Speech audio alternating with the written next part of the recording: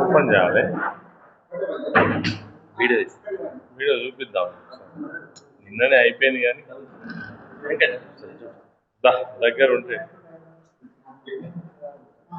ఇది ఓపెన్ చేసి ఇప్పుడు కాదు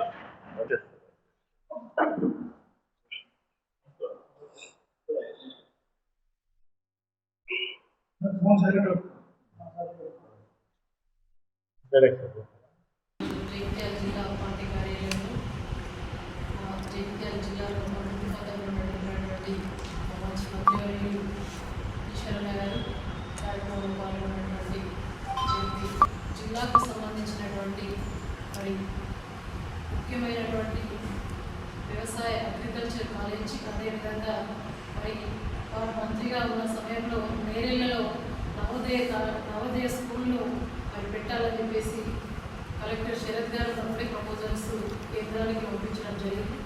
మరి ఇవాళ తను మంత్రిగా ఉన్నప్పుడు ఇక్కడ జిల్లాకు మరి ఇక్కడ ఉన్నటువంటి విద్యార్థులకు మరి బడుగు బలహీన వర్గాల ప్రజల యొక్క పిల్లలు బాగా చదువుకోవాలని వాళ్ళ భవిష్యత్తు కోసం వ్యవసాయ కళాశాల తీసుకొస్తే ఇవాళ మరి ధర్మపూర్లో ఈశ్వరన్న ఉన్నప్పుడే శాంక్షన్ అయింది, ఫౌండేషన్ కూడా అయింది. కానీ ఈరోజు ఎప్పుడు గెలిచినటువంటి ఎక్కువ వ్యవహరిస్తూ ఉన్నారు. మరి దాన్ని ఇక్కడ నుంచి వేరే ప్రాంతానికి, ధర్మపూర్ నుంచి వేరే ప్రాంతానికి తరలిస్తున్నట్టే ఈ నియోజకవర్గం ధర్మపూర్ నియోజకవర్గం అదేవిధంగా జగిత్యాల జిల్లా ప్రాంతానికి వెళ్ళిపోతున్నప్పుడు చూస్తూ ఊరుకోవడం అనేది నిజంగా కూడా దీన్ని ప్రజలందరూ గమనించాలి. మరి ఈ విషయం పట్ల మా నాయకులు, ప్రజలు అందరూ స్పందించాలి. మరి విద్యార్థుల భవిష్యత్తు కోసం, బడుగు బలహీన వర్గాల ప్రజల కోసం మరి ఈశ్వరన్న కాలేజ్ తీసుకొస్తే, స్కూల్ తీసుకొస్తే, ఇటేమో నిజామాబాద్కేమో ధర్మపూర్ అరవింద్ గారు తీసుకెళ్లే ప్రయత్నం చేస్తుంది.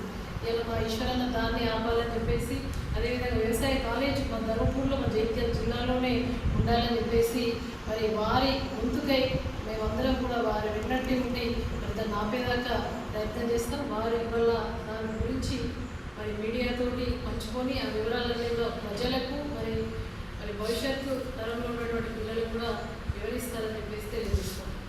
ఇప్పుడు అక్కడ ధర్మపురిలో ఎమ్మెల్యేగా వ్యవహరిస్తున్నటువంటి ఎవరైతే లక్ష్మణ్ కుమార్ ఉన్నాడో ఆయన ప్రభుత్వంలో విప్పుగా ఉన్నాడు.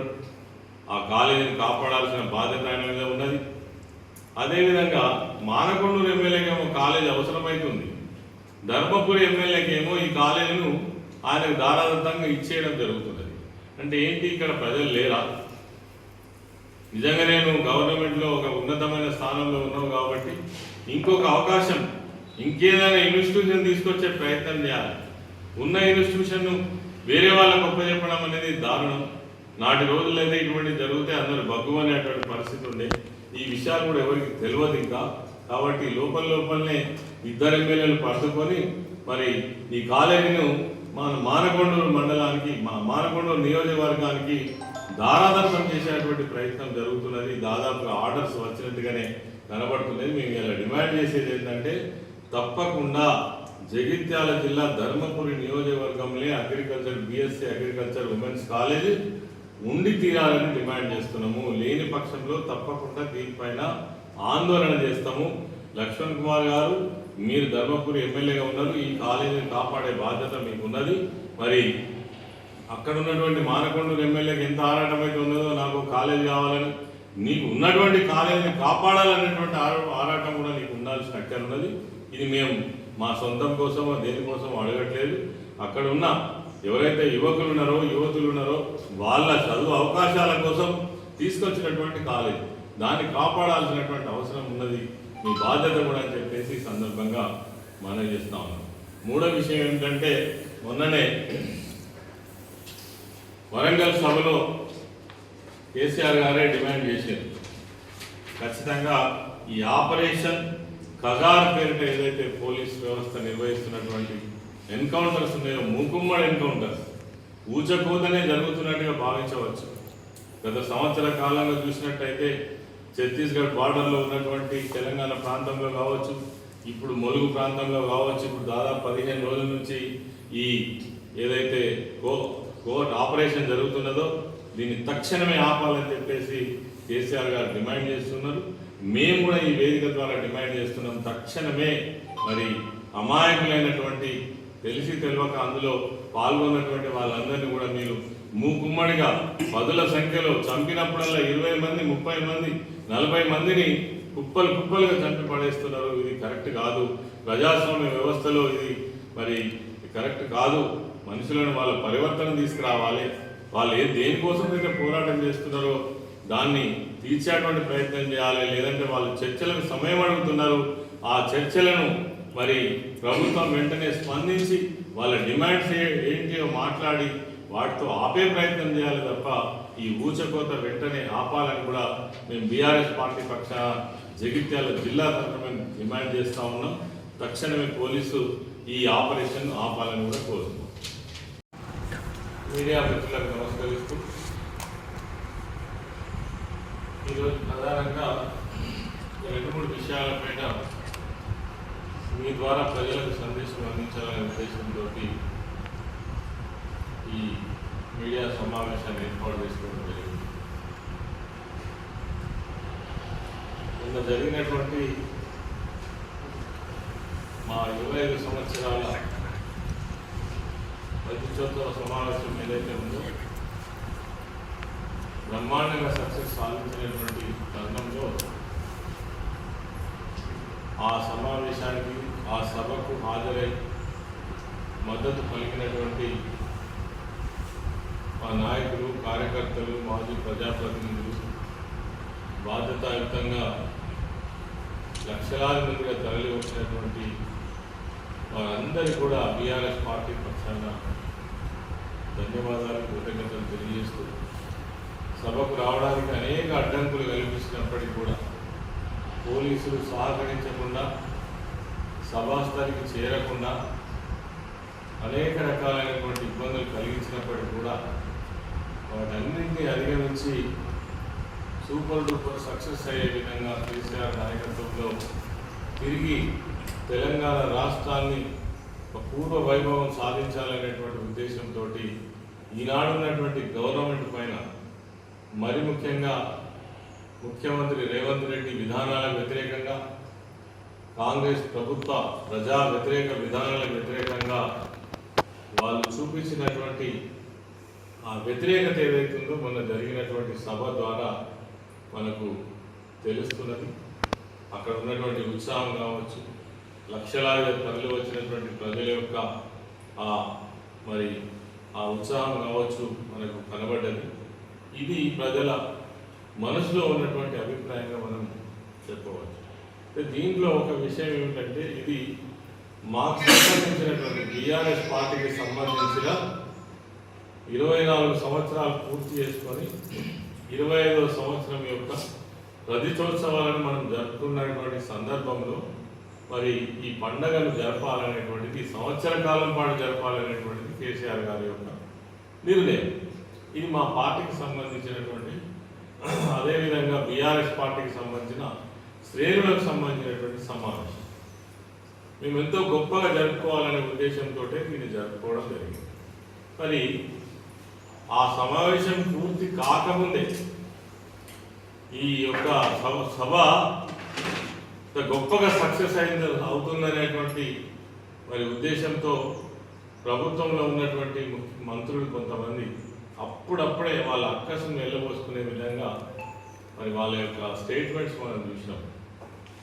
ఇంత దారుణం అంటే ఒక మంత్రి స్థాయిలో ఉన్నటువంటి వాళ్ళు వెంకటరెడ్డి గారి స్టేట్మెంట్ ఒకసారి చూడొచ్చు.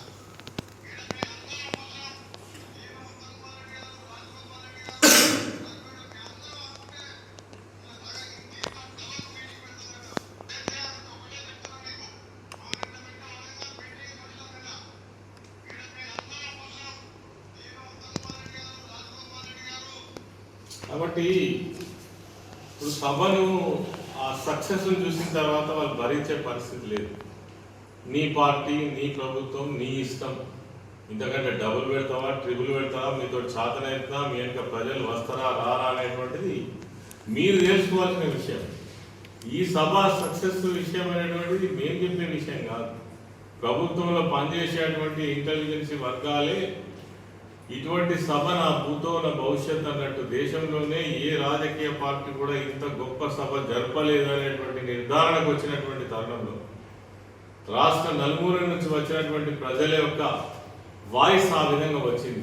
ఈ సభ అంటే మామూలు సభ కాదు, చాలా గొప్పగా మాట్లాడినటువంటి మాటలు కూడా కేసీఆర్ గారు ప్రభుత్వ ప్రజా వ్యతిరేక విధానాలు ఇచ్చినటువంటి వాగ్దానాలు వీటన్నిటిని కూడా ప్రశ్నించడం, మరి ప్రజల గొంతుకై ప్రశ్నించడం అనేటువంటిది ప్రజలు అర్థం చేసుకున్నటువంటి విషయం. అప్పుడే వాళ్ళ మీద బండబడ్డట్టు ఏదో జరిగిపోయినట్టు ఒక్కరోజు కూడా గడవకుండా వెంటనే స్పందించి ఆ మీటింగ్ జనాలు రాలేదని దాదాపు 12 లక్షల పైసలు కానీ మరి పేపర్లు రిపోర్ట్ చేస్తున్నాయి, అనేక ఛానళ్ళు రిపోర్ట్ చేస్తున్నాయి, ఇంటెలిజెన్స్ వర్గాలు రిపోర్ట్ చేస్తుంటే సభకు జనాలకు కనబడతలేవా, కళ్ళు కనబడతలేవా?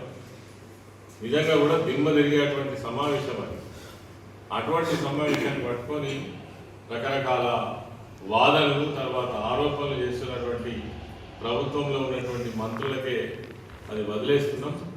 మీ విషయాలను కూడా రానున్న కాలంలో ప్రజలే ఖచ్చితంగా తేల్చుకుంటారని ఈ సందర్భంగా తెలియజేస్తూ ఒక ప్రత్యేకమైనటువంటి విషయం పైన ఈరోజు ఈ సమావేశాన్ని ఏర్పాటు చేయడం కోసం మరి చేయడం జరిగింది.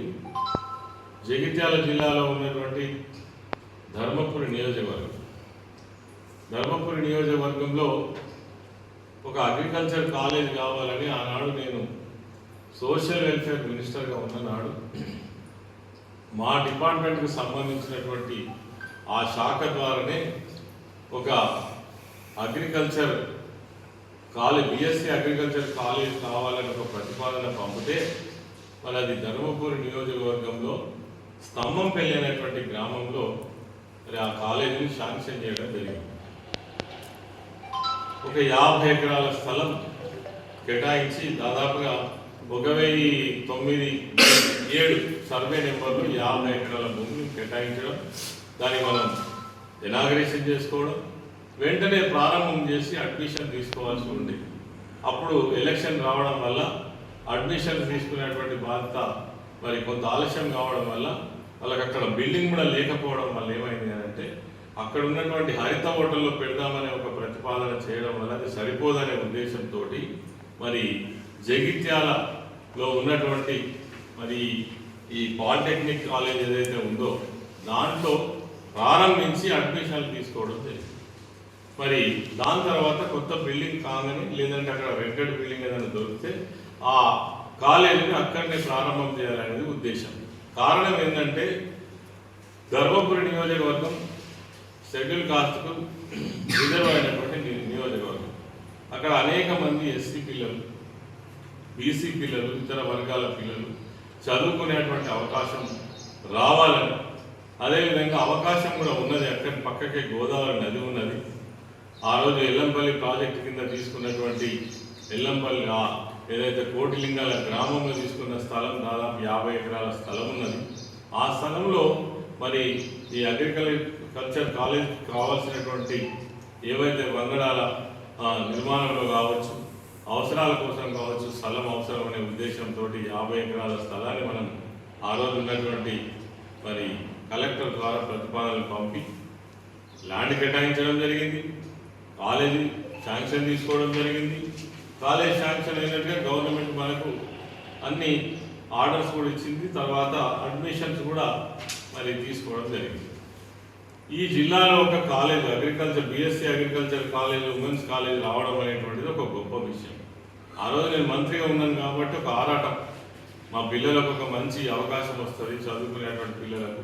అది కూడా గ్రామీణ ప్రాంతంలో ఉండడం వల్ల గ్రామాలలో చదువుకు దూరంగా ఉన్న వాళ్ళు హైదరాబాద్ నగరానికి ఇతర ప్రాంతాలకు వెళ్ళలేనటువంటి వాళ్ళకు ఒక అవకాశం వస్తుందనే ఉద్దేశంతో ఆ కాలేజీని తీసుకురావడం జరిగింది.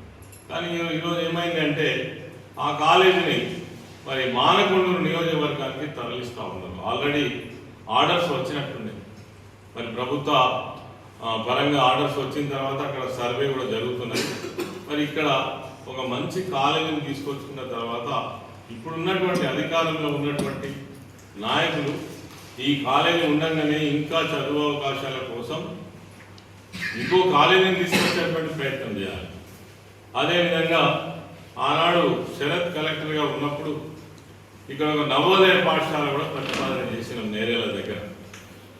హైవే రోడ్ పక్కనే ఉన్నటువంటి స్థలంలో మరి ఈ నవోదయ పాఠశాల కూడా బాగుంటుంది, ఈ జిల్లాలో ఉంటుంది, కొత్తగా ఏర్పడ్డ జిల్లా అని చెప్పేసి ఆ నవోదయ పాఠశాల కూడా మరి దాదాపు నిజామాబాద్ తగిలిపోతున్నట్టుగా వార్తలు వస్తున్నాయి.